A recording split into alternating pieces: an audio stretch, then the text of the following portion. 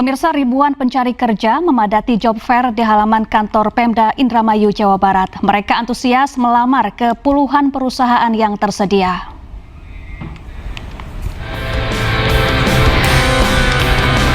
Para pencari kerja di Indramayu, Jawa Barat menyerbu tenan-tenan perusahaan yang menyediakan lowongan pekerjaan di job fair yang digelar oleh Pemda setempat.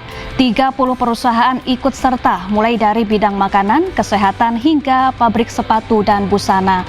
Para pelamar mengaku sangat menaruh harapan agar bisa segera mendapatkan pekerjaan.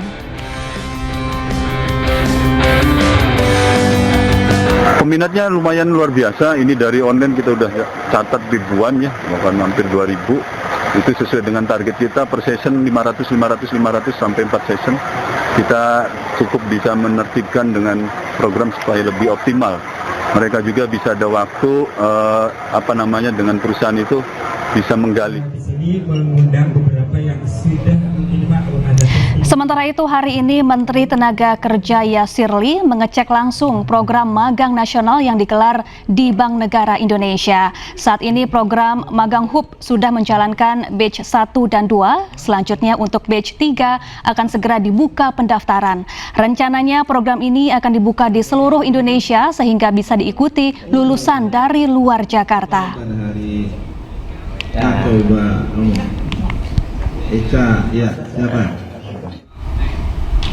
Ya, selain magang nasional, pemerintah memiliki sejumlah program untuk kurangi pengangguran. Kali ini Kementerian Pendidikan Dasar dan Menengah menggandeng lembaga pelatihan kerja untuk meningkatkan keterampilan lulusan SMK.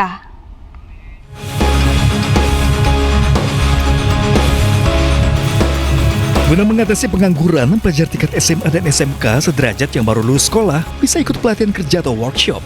Tujuannya untuk menambah skill dan kemampuan para pelajar supaya bisa bersaing dalam mencari pekerjaan. LPK didirikan di penjuru Indonesia. Salah satunya adalah LPK Nusa Citra yang berada di Bekasi, Jawa Barat. Para lulusan baru SMA dan SMK ini bisa mendapatkan pelatihan pengelasan hingga pembuatan spare part alat-alat bekas. Tak hanya itu, mereka juga mendapatkan sertifikat serta disalurkan ke perusahaan di Indonesia. Kita menjalankan selama 44 hari dan berproses alhamdulillah dengan lancar dan baik sampai uji kompetensi. Kegiatan ini merupakan program dari Kementerian Pendidikan Dasar dan Menengah yang bertujuan untuk mengurangi angka pengangguran di kalangan remaja usia produktif. Ya, dengan jumlah siswa yang hanya 25, saya kira itu masih jauh dari yang diharapkan.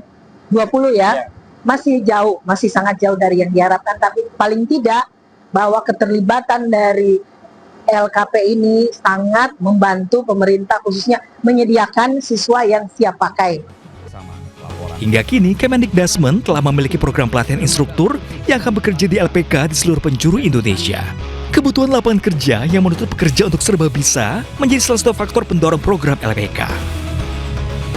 Perubahan ini menuntut sistem pendidikan kita untuk lebih adaptif.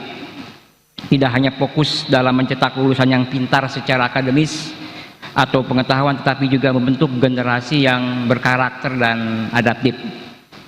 Tentu salah satu caranya adalah dengan membekali mereka dengan keterampilan lintas bidang. Total ada 1.100 instruktur yang turun langsung mengajar di LPK-LPK di Indonesia. Mereka di bawah bimbingan dan pemantauan langsung Kemendikbudrismen. Tim Liputan iNews melaporkan.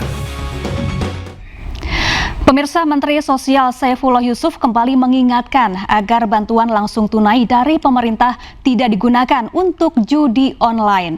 BLT senilai Rp900.000 merupakan program pemerintah untuk meningkatkan daya beli masyarakat.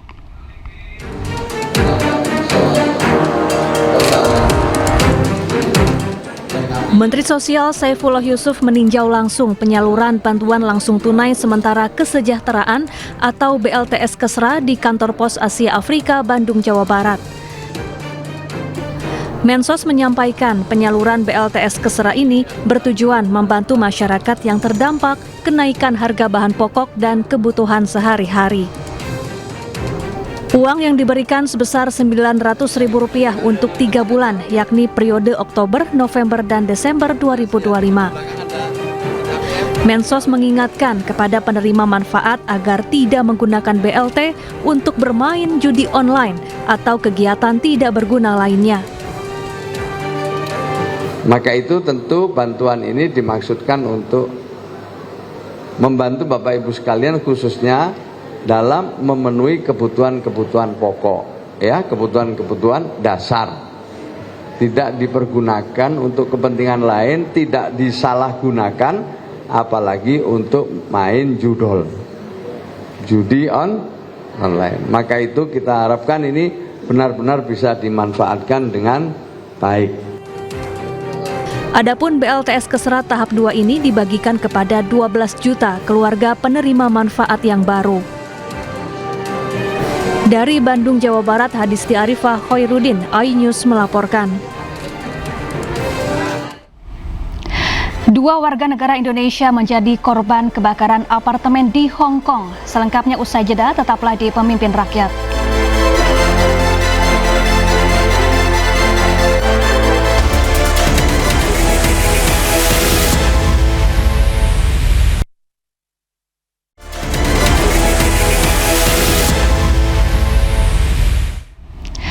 Pemirsa, kebakaran besar melanda kompleks hunian Taipo di Hong Kong mengakibatkan 94 orang tewas. Dari daftar korban, terdapat 2 warga negara Indonesia yang tewas dalam kebakaran tersebut.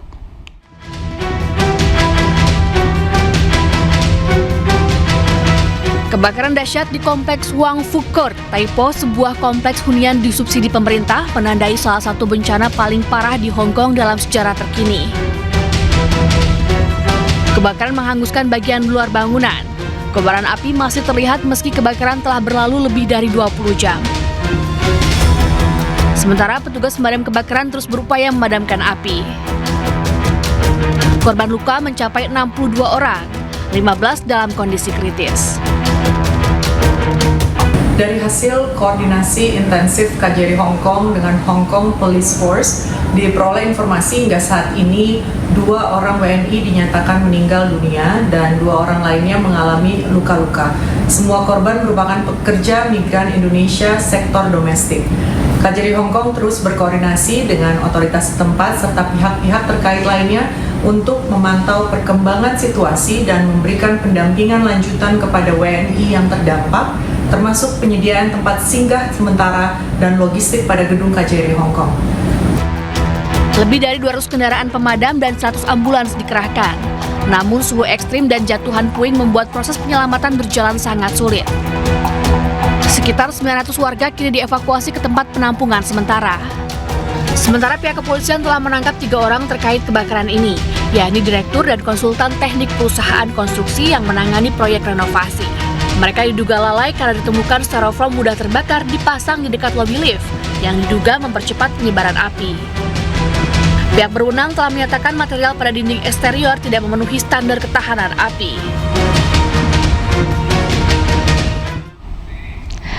Pemirsa, pemerintah terjunkan tim investigasi ke sejumlah rumah sakit di Jayapura, Papua untuk mendalami kematian Iren Sokoy, ibu hamil yang meninggal dunia saat melahirkan.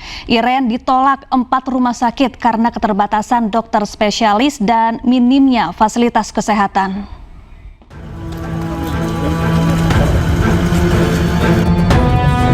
Tim dari Kementerian Dalam Negeri mendatangi Rumah Sakit Yuwari di Kabupaten Jayapura dan Rumah Sakit AB Pura di Kota Jayapura, Papua. Mereka diutus untuk melakukan investigasi mendalam terkait kematian Irene Sokoy, ibu hamil yang meninggal dunia saat melahirkan akibat keterbatasan dokter dan fasilitas kesehatan.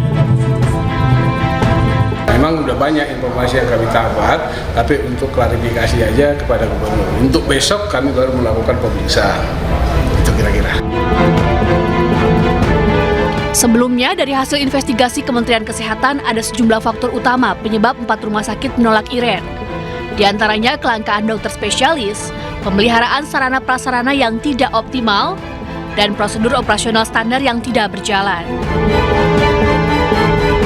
Kekurangan dokter spesialis dalam hal ini obgyn dan anestesi itu masif terjadi di luar Jawa. Jadi kasihan kejadian-kejadian ini menimpa saudara-saudara kita yang ada di luar Jawa. Itu sebabnya untuk masalah yang mendasar ini, Kementerian Kesehatan membangun sistem pendidikan hospital base, dan nanti kita akan mengakselerasi perekrutan putra-putri daerah, agar mereka tinggal di sana, mereka pegawai di sana, nggak usah nanti pindah-pindah lagi, gitu ya. Kesempatan kerjanya bagi putra-putri daerah juga bagus. Iren Sokoi wafat saat ia, suami dan kedua anaknya yang lain tengah menanti kebahagiaan untuk melahirkan anggota baru di keluarganya. Namun malang, ia ditolak 4 rumah sakit dengan berbagai alasan. Bahkan di rumah sakit terakhir yakni RS Bayangkara, Iren dimintai uang 4 juta rupiah karena kamar BPJS sudah penuh. Dari Jayapura, Papua, Cornelia Mudumi, iNews melaporkan. Pemirsa, Wapres Gibran Rakabuming Raka terima jajaran Ikatan Mahasiswa Muhammadiyah di Istana Wakil Presiden. Dalam pertemuan tersebut, Wapres tekankan pentingnya kemampuan berpikir kritis dalam menghadapi arus informasi di era teknologi. Dan pemirsa, informasi ini sekaligus menutup Pemimpin Rakyat hari ini. Temukan informasi-informasi terbaru lainnya di www.inews.id. Dan cuplikan tayangan berita iNews dapat Anda saksikan di kanal YouTube @official_inews. Saya Syafaati Suryo dan kerabat kerja yang bertugas pamit undur diri. Pemimpin rakyat, pemimpin beraksi, rakyat awasi. Sampai jumpa.